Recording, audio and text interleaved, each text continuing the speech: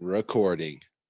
Well, Drew, firstly, thank you for joining the podcast and breaking normal with me, because this is the first official virtual interview. And I find that fascinating because I actually saw you in person in Denver. I forget the venue's name, but it was right when, what is it called? Bluebird. Yeah, that's right. Yeah, that was our last, well, one of our last shows right before COVID.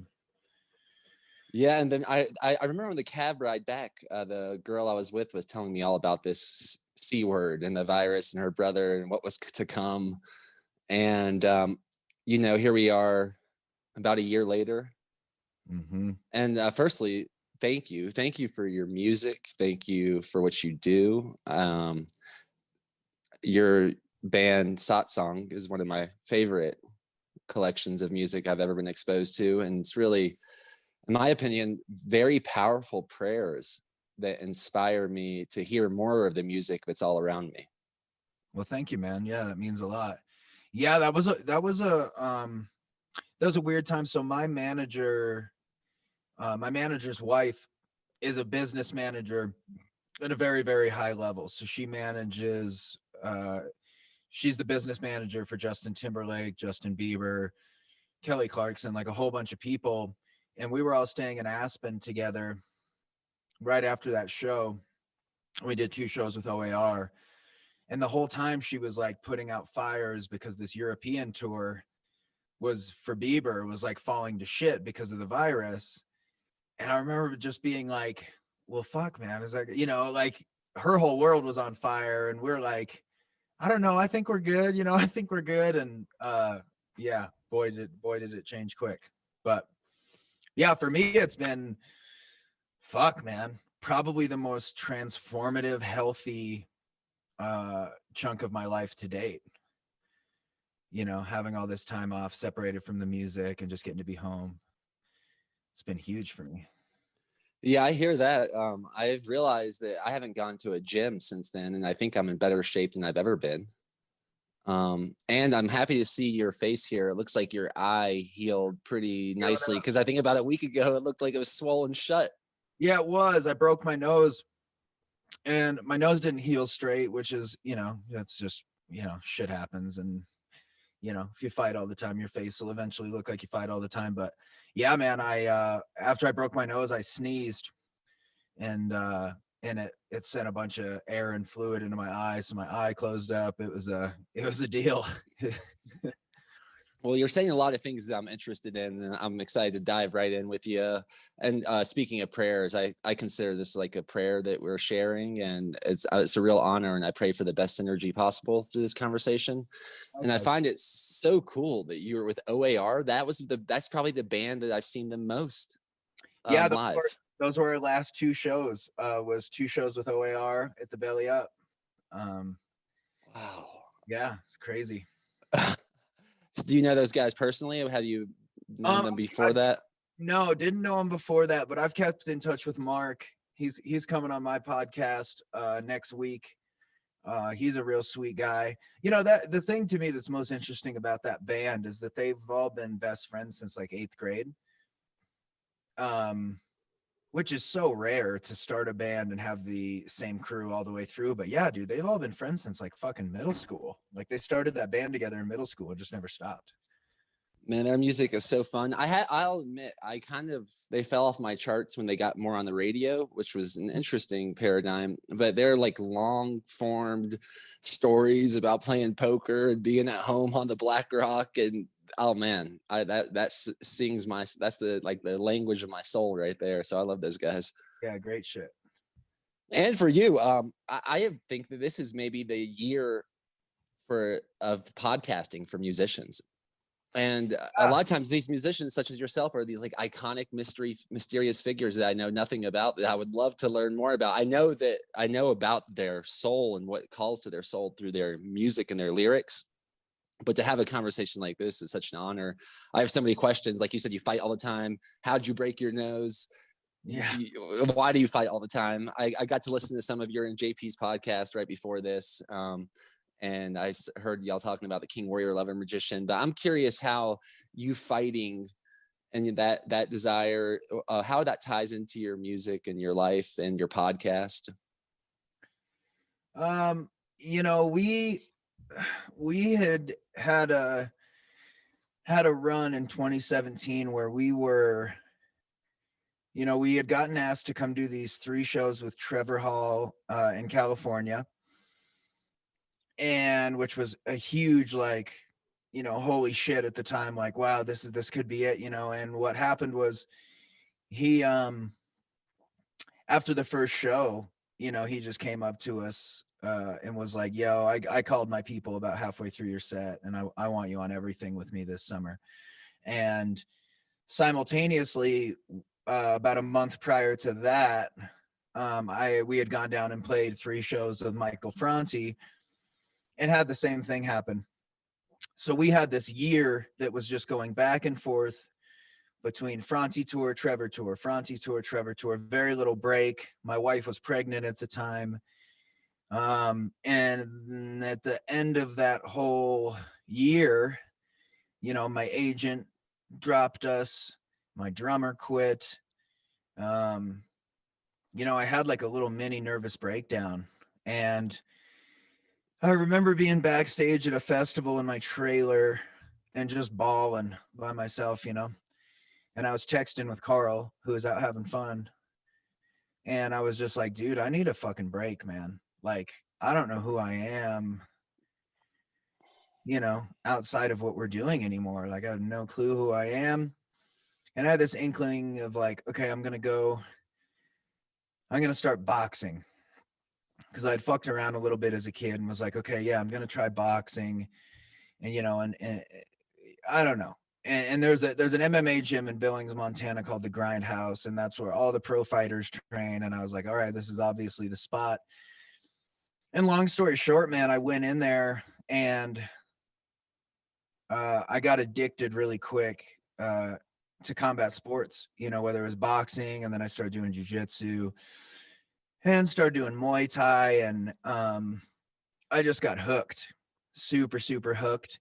And I became really, really tight with the people in there, and none of them were associating me to my music. You know, I was just like the new guy in there. And it just served my soul in a really positive way. And the thing with fighting is like, there's no end goal, right? The only end goal is to just keep getting better, but you're never just going to be like, okay, I've done it. You know, you look at any fighter in any discipline and they get to a point, right? Muhammad Ali was the greatest of all time till he wasn't. So it's like, there's really no end goal to it. It's just like, let's keep making each other better.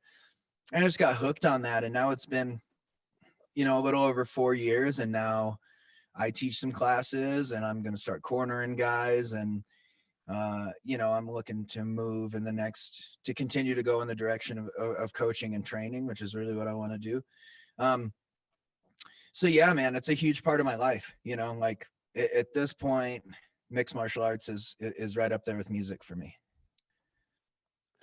Wow. And then was that the first time you got your nose broken? No, I've had it broke a few times now over the course of the past 4 years. This is definitely the worst one.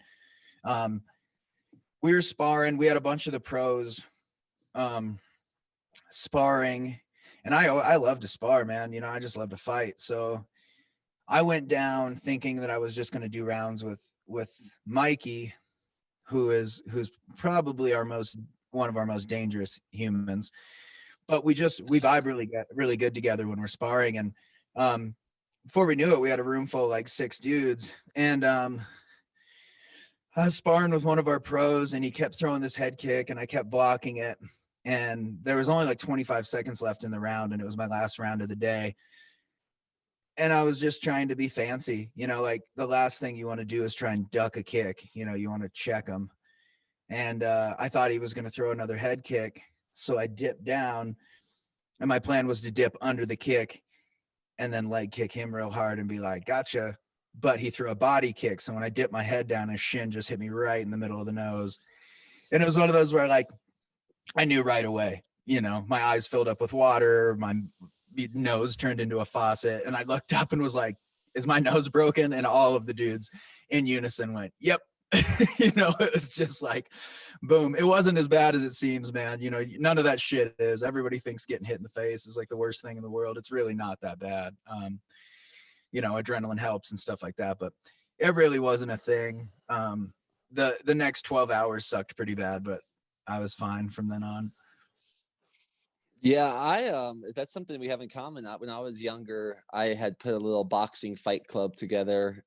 They got so big, my baseball coach forced me to choose. Like he was going to kick me off Oh the boy. team, and I was the captain of the baseball team. He's like, "He's going to kick me off the team, or if I don't stop this fight club." And I loved it. I have never felt more alive. Arguably, maybe surfing for like these short windows, like these 30-second windows. Yeah. But I have a pretty big nose. It's pretty strong, and I haven't had it. I like it not being broken. That part scares me. Yeah, it's a whole deal, man. And then it's crooked for the rest of your life.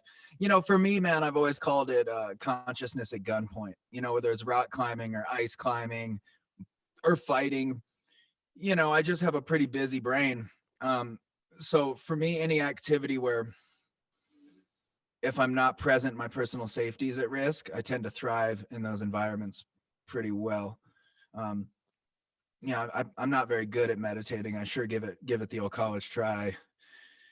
But for me, if there's a threat of impending harm, I tend to stay present a lot better. Well, I imagine a lot of the musicians that you are associated with, and maybe you can tell me if this is right or wrong, are not like that. I maybe imagine Nako, but Nah, for some dude, reason, all these dudes are soft. And I mean that in the most loving way ever. But yeah, man, I know one musician, the drummer for Ayaterra, prior to joining Ayaterra, was an MMA fighter. But you know, everybody else, like, dude, it's just like anything, right? So you said you played baseball. Bro, I can wear baseball jerseys and baseball hats and shit like that and walk around like,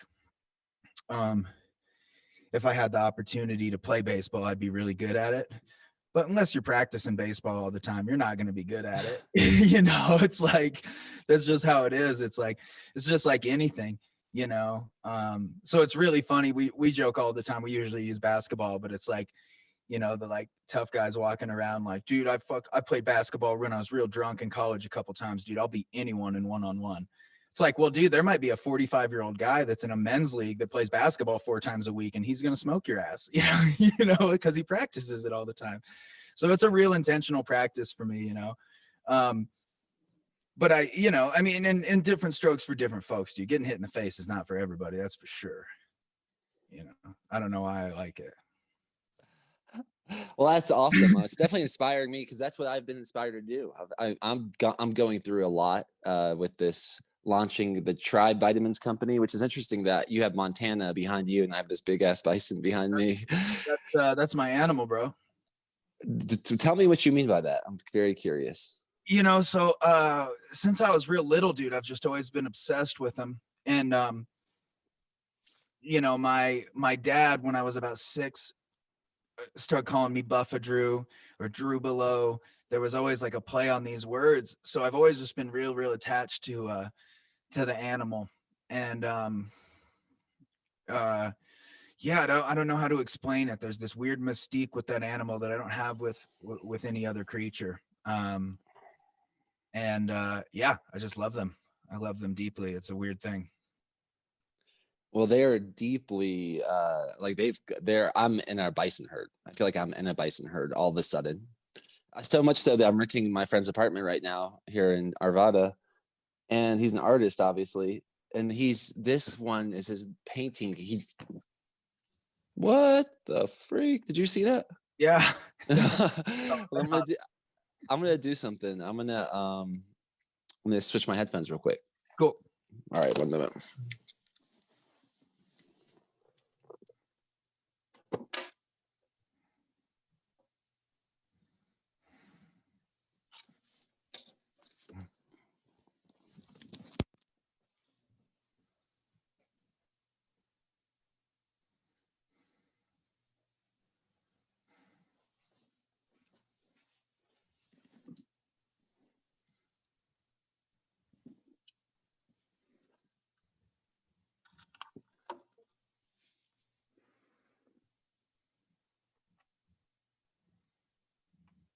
All right. Okay. Cool. Too bad.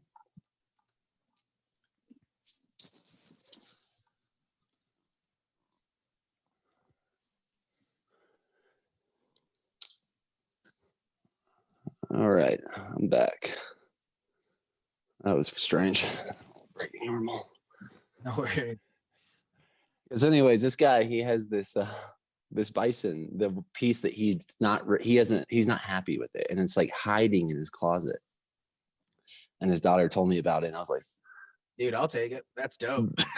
I know. And then it's just this, the synchronicity of that is mind bending. And I really feel like the bison want to roam free, and they're calling me. And they are a symbol of the freedom that our culture is seeking right now. Like the cow and the fences and the cows, like, oh, that's getting quite concerning right now. Just being a herd, like straight up herd animal. We're gonna use that oblong box in the corner of your room to scare you into this like groupthink herd mentality. Oh shit. And it's working. And at the same time, there are bison. Like, I know that's what I got from the conversation with you and JP, like embodying the spirit of the bison. Like, hey, take down the fences and take down all the control, and we'll thrive. We'll thrive on our own.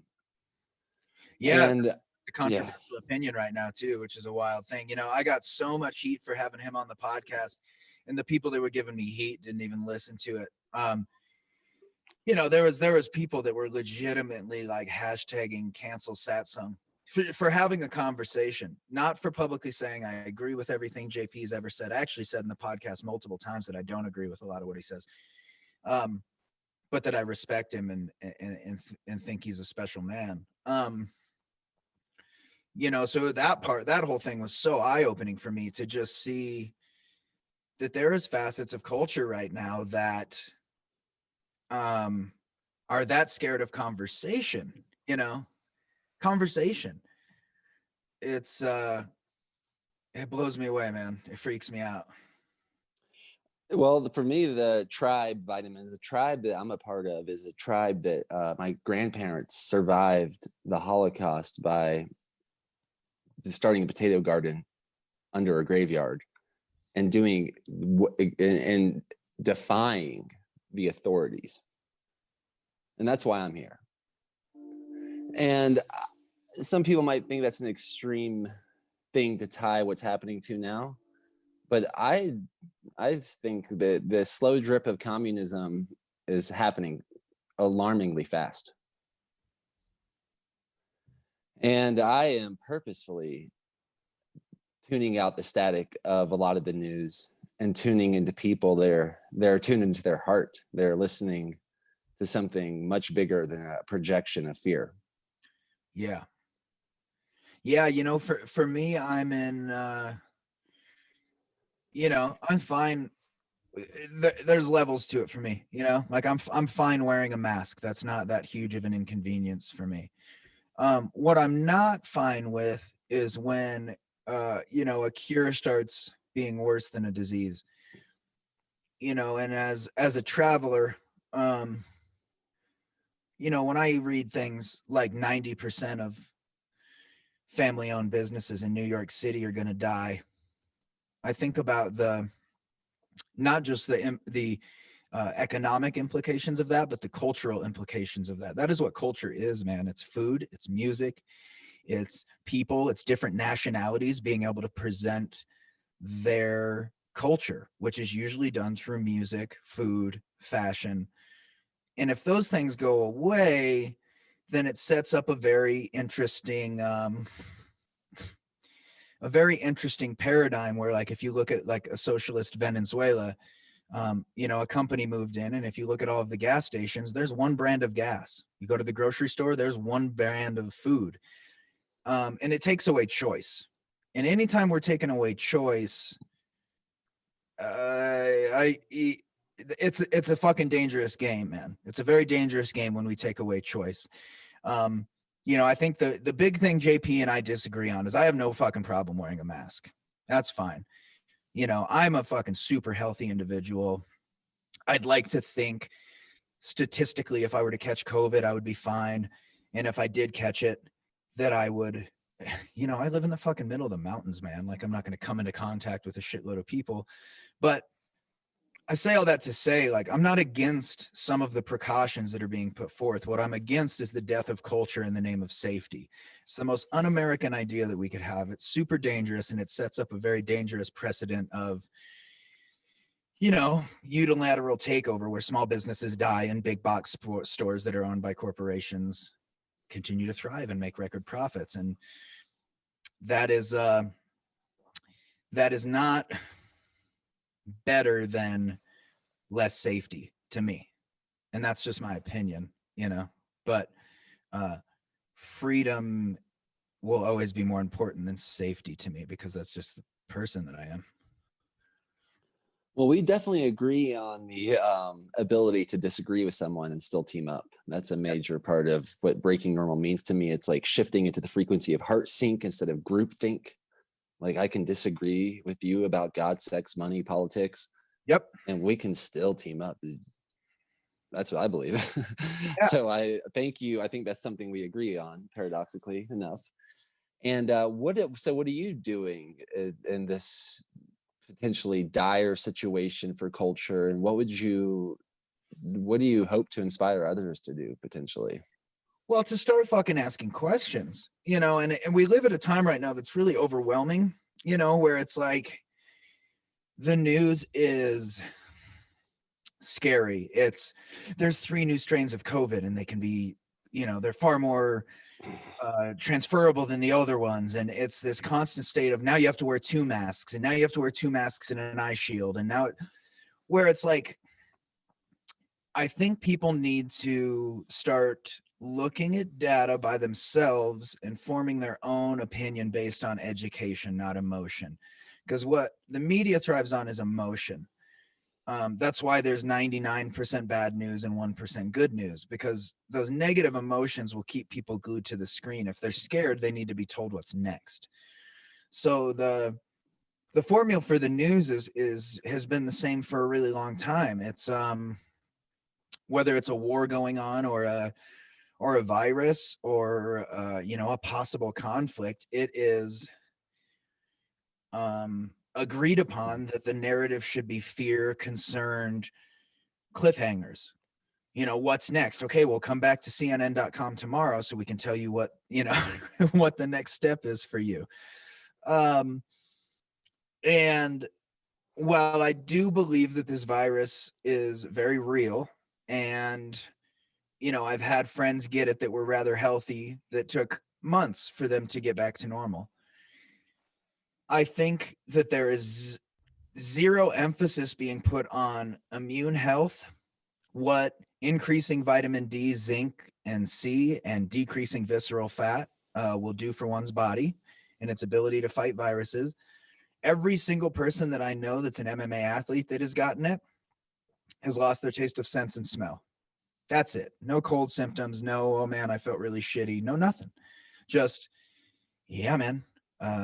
I didn't feel good for a day, and then I lost my sense of taste and smell for a week or 2 weeks.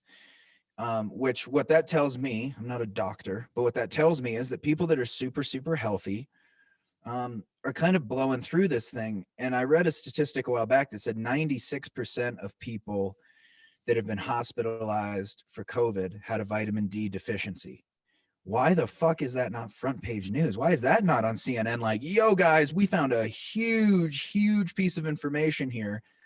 Start taking vitamin D3, loads of it, but that's not the news. That doesn't sell, wear 2 masks. Exactly. Don't see your family. And who would make most of the money on that news? There'd be a variety of vitamin D companies.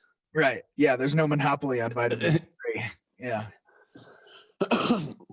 Well, I can say that on that thread, because I do believe a lot of people are very frightened and they are wondering what to do next. And in case they're listening to this podcast, I believe I caught it in December 2019 before it was a word. It was in the zeitgeist of America, but it is COVID-19, meaning it was around 2019, and pretty hardcore. I was going through a divorce. I mean, I was in the middle of the beginning of going through a divorce. and trying to take care of my daughter and a new living situation. So I had a lot going on, and I took Motrin, which I would not advise anyone to do with this specific virus. And then I was just with my parents 2 months ago, and they both tested positive, and they got kind of what I got in December 2019. It seemed pretty extreme, and they were very frightened because my mom she believes she has pre-existing conditions, and my dad's like 60 something. And they did different strategies, and it was my mom's been a nurse for over 40 years. My dad's been a pharmacist for over 40 years, and we all have done a lot of research on this. My dad owned a couple pharmacies at one point. It was almost like creating drugs at one point.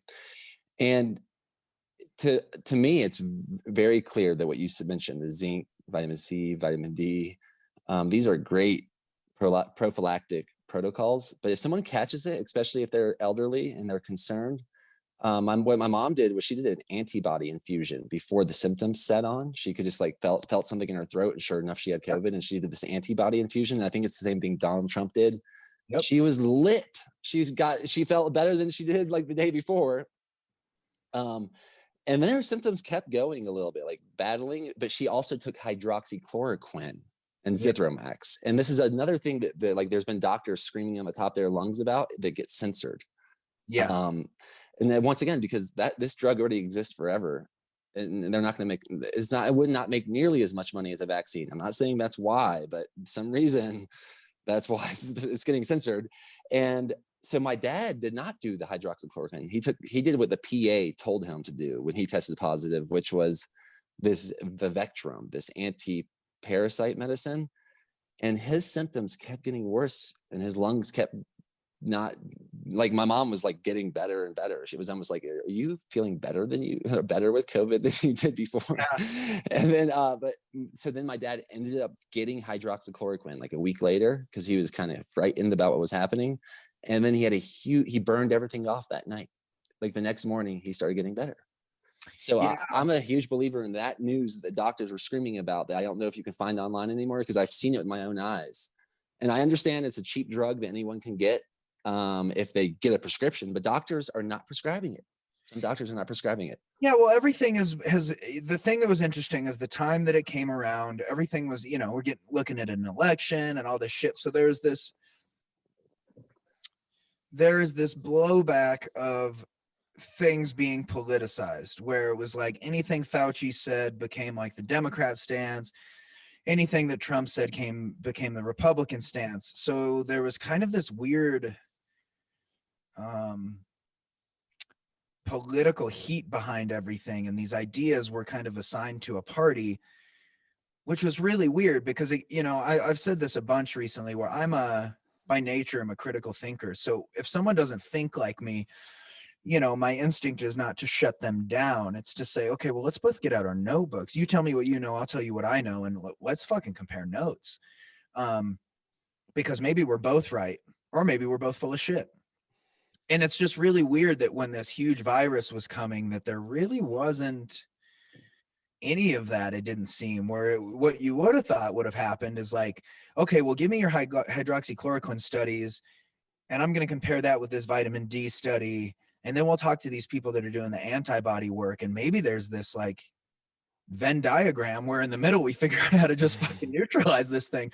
But it wasn't. Everyone kind of had to stay in their own little pockets. And again, anytime we're talking about pharmaceuticals or the medical industry, the dollar sign is at the forefront of that.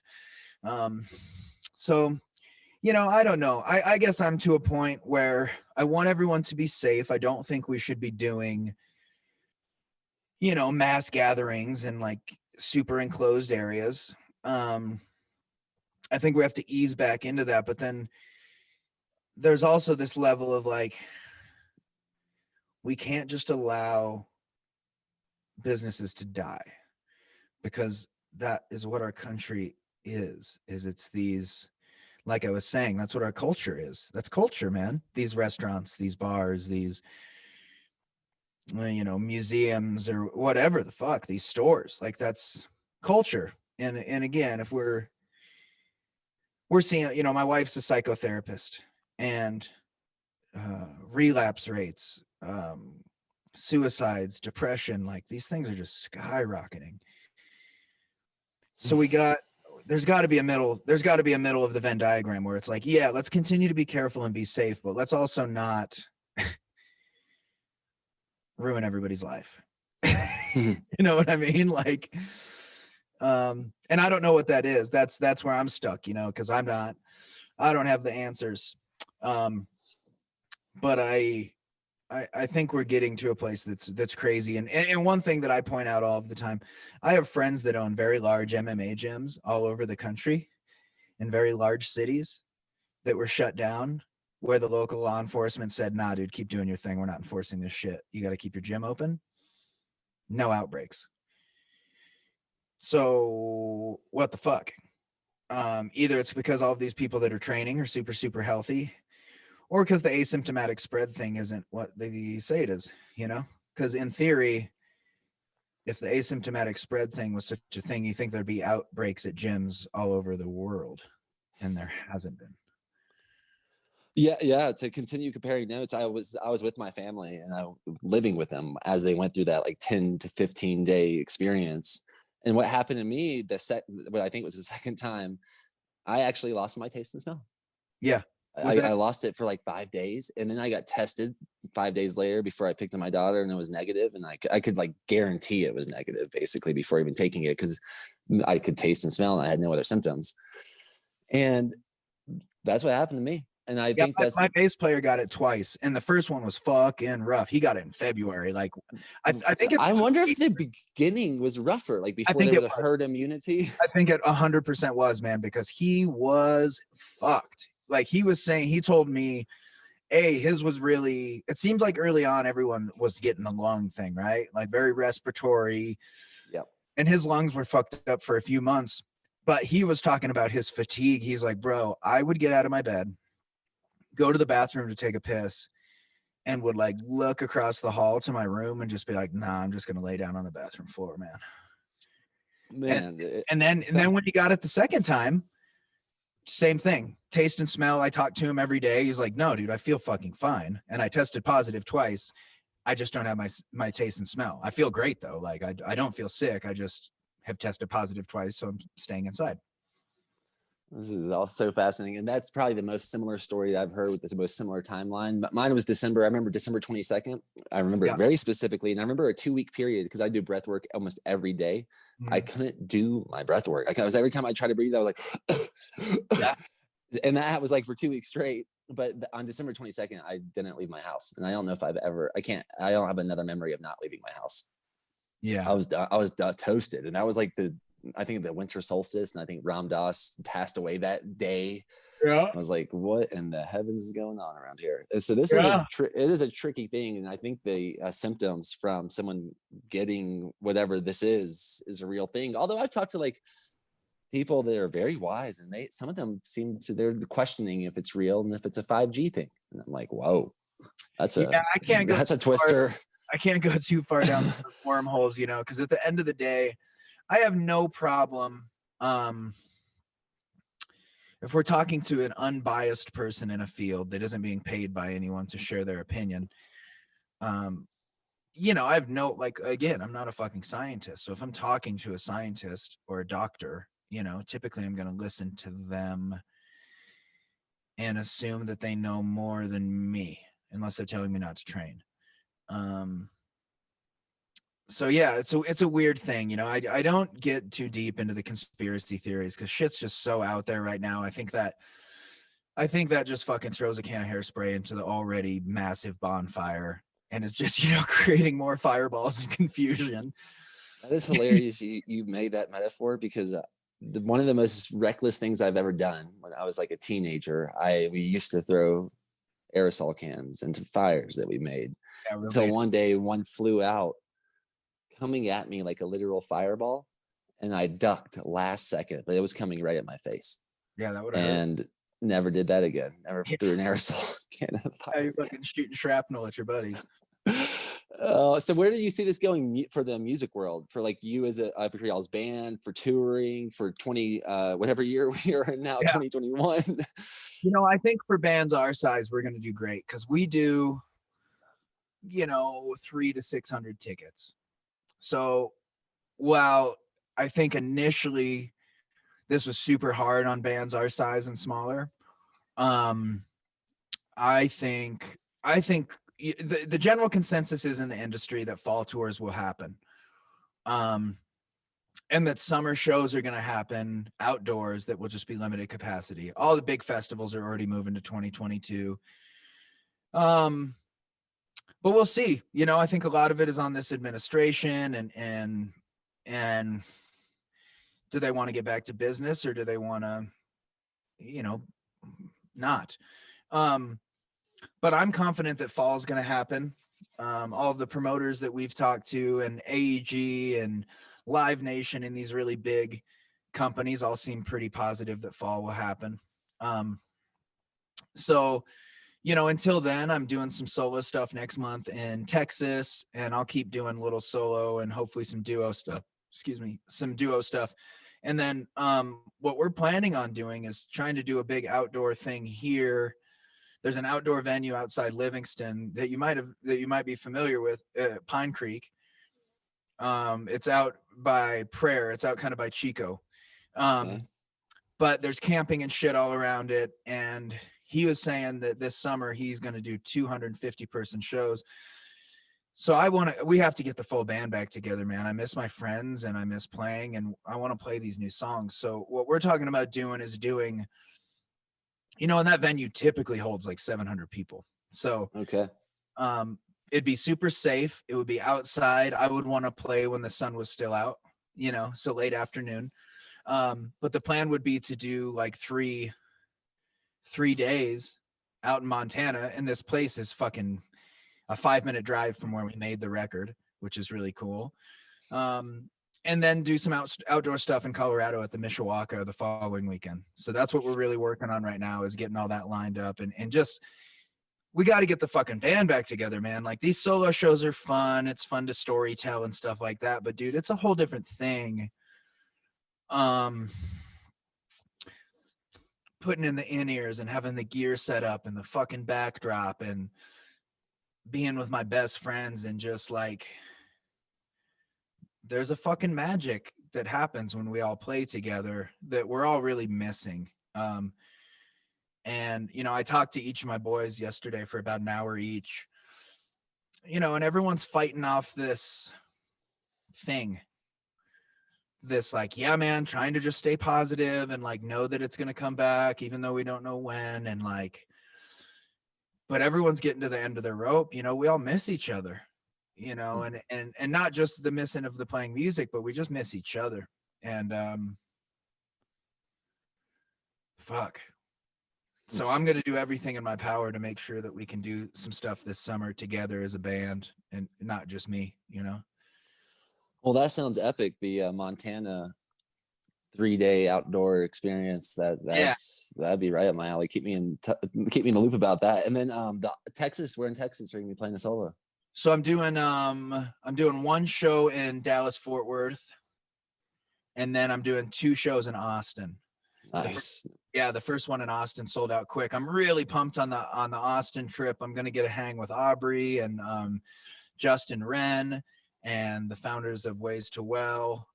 Just some really interesting people that people that I've wanted to hang with and pick the brains of for some time. So I'm really excited about that Austin trip.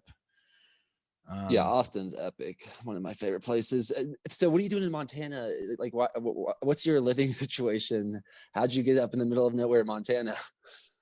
So I grew up in Des Moines, and then I moved to Chicago in my late teens. And, struggled a lot with addiction and just fucking partying. And then it became not really a party anymore and more of a slow and steady drip of death. And so I moved to Montana to get my shit together and kind of start over. And I got a job at this coffee shop when I got out of treatment. And this smoke show of a woman would come in every day. And I was just fucking fully smitten, man. But she had 3 kids. She just got her master's degree. And I was like, yeah, dude, I'm 22 and just got out of rehab and I'm working at a coffee shop and sleeping on a couch. But I stuck with it, man. I stuck with it, and she moved up to the mountains, and I followed her. And yeah, here we are 11 years later, still together. So that was how I got here. Yeah, but when I first lived here, bro, I was a dirtbag. You know, my whole life was, you know, I worked on the ski hill in the winter, and that was my life force was skiing. And then in the summer, it was fly fishing and rock climbing, and that was my world, man. That was all I did. And I worked at a gear shop when it wasn't winter. So my whole life revolved around playing outside, you know, and when I wasn't playing outside, I had a job helping people get the shit they needed to go play outside and telling them where to go. And yeah, I was really blessed that when I got serious about Satsang after the trip to Nepal,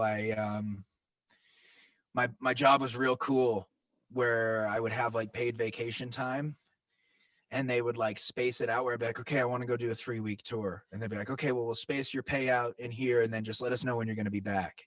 They were so fucking cool. And then I switched to part-time, and it was this really gradual leaving of the shop. But they were super supportive of it. But now, dude, since COVID, I mean, I'm getting back to all the shit that I used to do, you know, like last year was the first summer I've had home in 5 years. So lots of fishing, being on the river, climbing, hiking. That explains, in my opinion, I'm not where a lot of maybe the source of your music comes from. And Yes.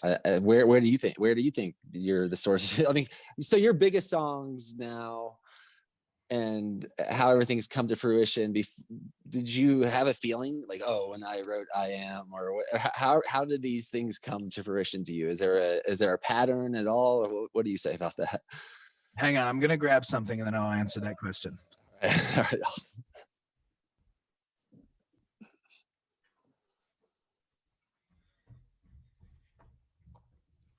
Yeah, so the funny story with I Am is I didn't particularly care for it. And I didn't even want to put it on that record. You know, and Carl was like, no, dude, I think it's a great song. I think people will dig it, you know? And so I did. I thought it was a bit of an overshare. And but we put it on, and it took a while for it to get traction, but most of the Story of You was written in Nepal. And I didn't know a lot of them were songs. Like Thrill of It All, I didn't know was a song. You know, it was just a journal entry that I made at the top of Renjo Pass in the Khumbu. And yeah, you know, something happened in Nepal about halfway through the trip, starting on that day, where it was this like, there was no pressure to it, but it was really like, so what the fuck are you going to do, man? You know, because I had taken this crazy job in Utah and made, you know, 7-8 grand in a couple months, and then spent it all to go to Nepal. So, so about halfway through the Nepal trip, it was just like, so what the fuck are you going to do, bro? Like, what is it? And I always had wanted to do music, but I was just like, I just don't know how. Like, I don't even know where the fuck to start. But what the download I got in Nepal was, it's time, you know, it's time to go. And so I got home and just went, you know, I had a friend named David that played the mandolin, and he was down and was like, yeah, man, these songs are great. Let's play them. And, you know, we met this college kid that was talent buying for college events that was like, yeah, I mean, I understand how the booking process works. So he became our agent, and we just started playing, you know, and then that evolved into a band, and, you know, lots of touring all over the country and playing for nobody, you know, nobody. Like fucking being thousands. I mean, was there literally somewhere you played and there was not one person there? Yeah, no, there was yeah, more than a few shows where we played for the bartender and the sound guy, you know, which is really hard to do because, you know, you're not getting paid when you're done. And But man, I just kept plugging away and kept plugging away. And then really where I think everything changed was I had met Trevor Hall in Hawaii at an event. And I just hit it off with him and his wife because they had both spent a lot of time in Nepal, particularly his wife had spent a shitload of time there. And we just really connected on the Nepal thing. And, probably a year or two later, I messaged Trev and was like, hey, man, can I call you? I just want to ask you some questions. And he's like, yeah. And I was just like, dude, what the fuck, man? What am I doing? Like it's been 2+ years and we're just touring and I'm playing for nobody. And he was just like, you're doing it, man. Like this is what it is. You're doing it. And everyone sees how hard you're working, and the perception of work is more important than anything, and soon after that, I just kind of asked him, I believe outright in that conversation, like, dude, could we play some shows with you? Like, it'd be really cool to play in front of people. And he's like, yeah, man, let me see where I could fit it in. Let me see what shows don't have openers, and I'll see what I can do. And, yeah, we got put on those tours. He gave us those 3 shows in California. And, have you talked to Trev yet? Has he been on the podcast yet? He's on Monday. He is. So this is a great setup. I'm like, yeah, this is inspiring to hear about y'all's connection. So I've said this publicly a lot of times. Trevor is, let me see if I can do it without messing up. He's just a real one, man. He's always been such a good brother to me, man. He's always picked up his phone when I call. He's always been there for me. And anytime shit has gotten wild in my career, he's always the person I call. He's always the person that talks me off the ledge. And, it's funny because with this whole COVID thing and this time off, something he said to me one of those times has really been a mantra for me. I called him, when I told you about getting dropped by the agent and the drummer quitting. Our drummer quit, actually. His last show was us playing with Trevor at the Mishawaka. And, but I called Trev bawling, I was like, what the fuck, man? Like, we just did these huge tours. We finally like built this momentum. Why would she drop us, And I was crying, and he's just like, breathe, dude, breathe. And then he said, it's in times like these that it's really important to remember that a mountain is still a mountain and a river is still a river. And when he said it to me at the time, I was like, what the fuck are you talking about, man? Like, what the fuck am I going to do? Like, what, a mountain and what are you fucking talking about, dude? And it's funny because when COVID hit, when I was getting the news, I was powder skiing, dude. We had like 28 inches. So I'm getting calls throughout the day while I'm having the most epic solo powder day of my life. And my agent and manager just keep giving me bad news every couple hours. Like, yeah, man, it's not looking good. I think we got to pull the Seattle show. Yeah, we can do San Francisco, but it's got to be 200 cap. Now they're saying 100 cap. This was hour by hour. So when I got the news that we had to pull this tour, I was like, all right, man, that's fine. Because I kept coming back to that.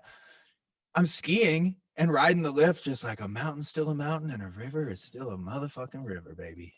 Just like none of this shit matters, dude. I have my skis on. I live in the most beautiful place on earth. It's fine. It's always fine. Everything is always okay, but I say all that to say, man, Trevor is a real sage. And he is the, more than anyone I've ever met in my life, is the perfect balance between typically people that are as deep into their spiritual practice as Trevor get real weird and kind of lose this, if we're going to call the left side of the line, I go to work, I handle my shit, I can operate in the human world efficiently. And the far right side of the line is I don't leave the cave because I'm too deep in my spiritual practice. Trev does this beautiful tightrope walk right in the middle, better than anyone I've ever met. And Yeah, it's so funny. I don't even know if he knows how profound that advice that he gave me that day was, but it's really my mantra, man. I come back to it daily. It's been, it's huge medicine. That's definitely affirming to like the synchronous lineup I have of him being next on the schedule. So I have not. I've been to a show in the Red Rocks, and there's a lot of stuff embedded in his music as well. I mean, who else? Like, it's funny. There's definitely a circle. It sounds like there's a tribe of y'all that collaborate, that support each other. Are there other musicians that have been in your life, or maybe not even personally in your life, that have been a major inspiration to you? Well, it's interesting, I think there's this outside perception that like me, Trev, and Nako and Rising App and all these people are kind of friends, and that's not really the case. Yeah, I agree. There is that perception. That's kind of the perception I would guess, but it also is not hugely shocking what you're saying. So I'm curious to learn more. Yeah, no, not at all, man. I'm not really close with many people outside of my circle, like my band, the people that I train with. I would say my closest person to me, aside from my wife and kids, is Will Grunhauser, the owner of the Grindhouse. That's like that's my guy. That's who I run everything by.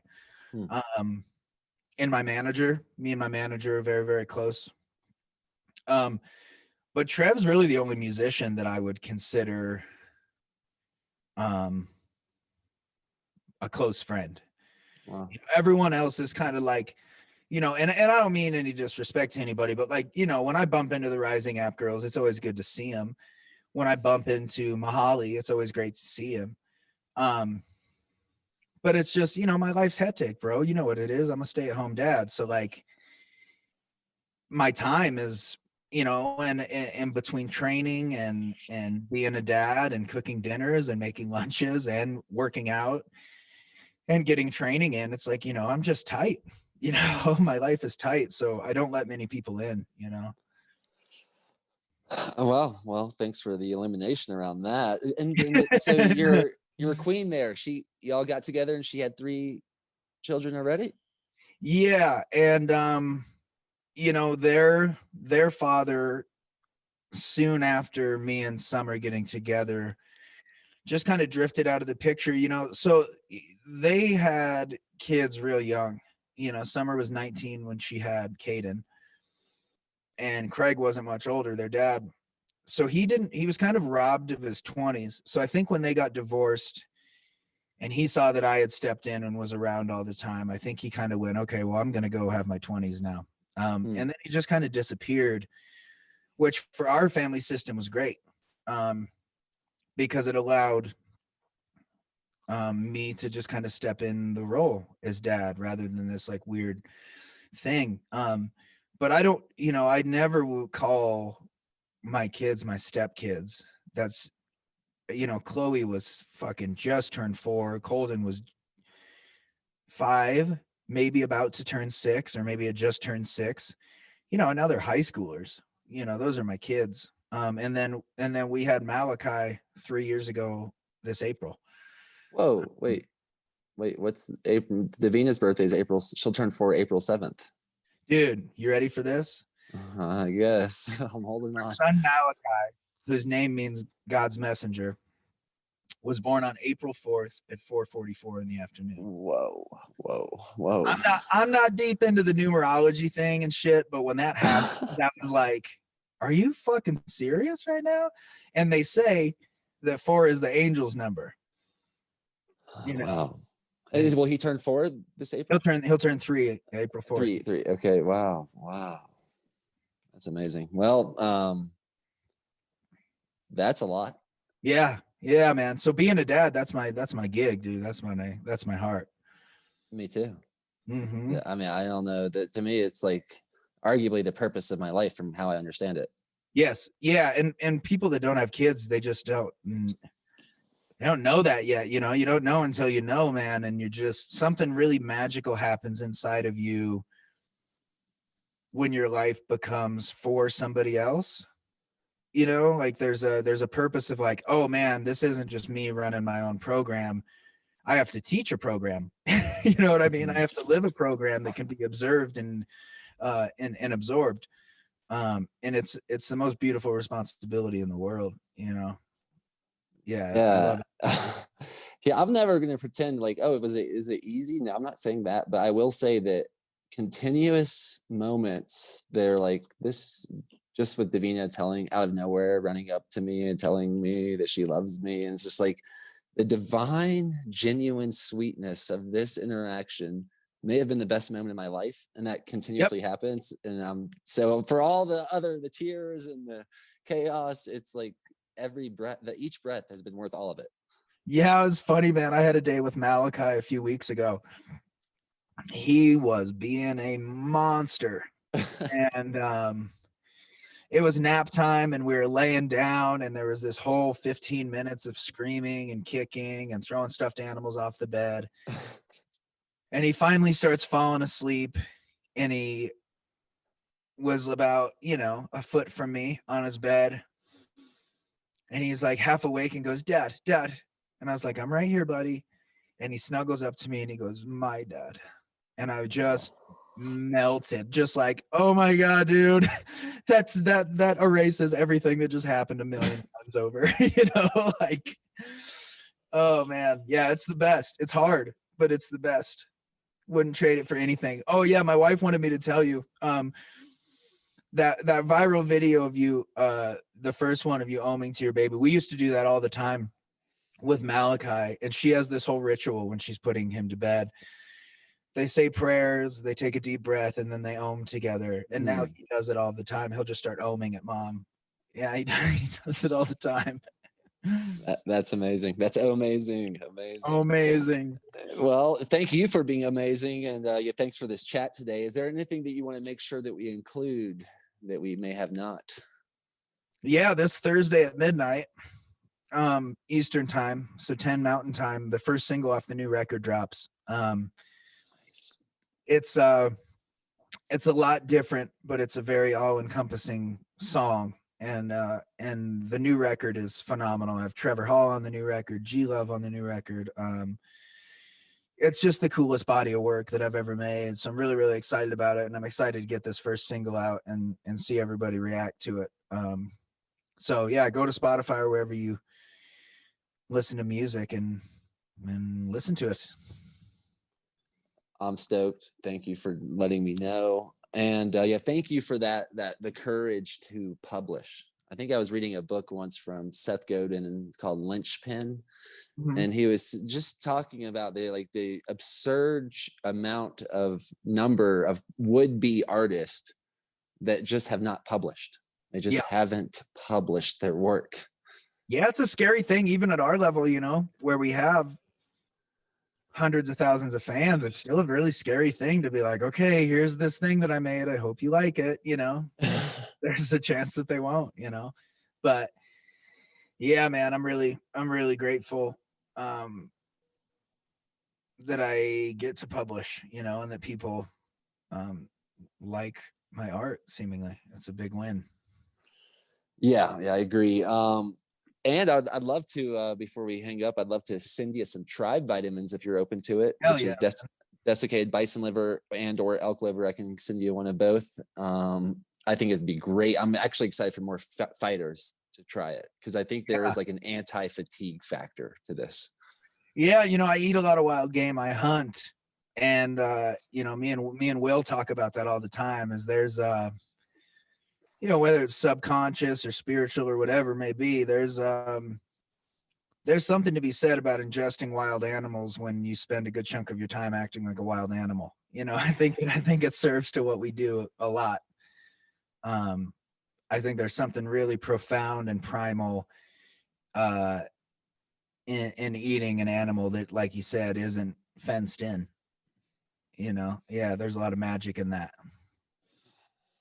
All right. Well, I'm excited to send some to you, and yeah, thanks again for your time. And I like I love hearing that. I love hearing about Trevor. It's like this is like the preview to the next episode here. So thank you, man. Can't say enough about him, dude. Can't say enough. I'm stoked. Well, I would say the same thing about JP. So I find that pretty interesting that we got to flip flop our long haired artistic friends as totally. friends, mentors, allies, because JP's the same way.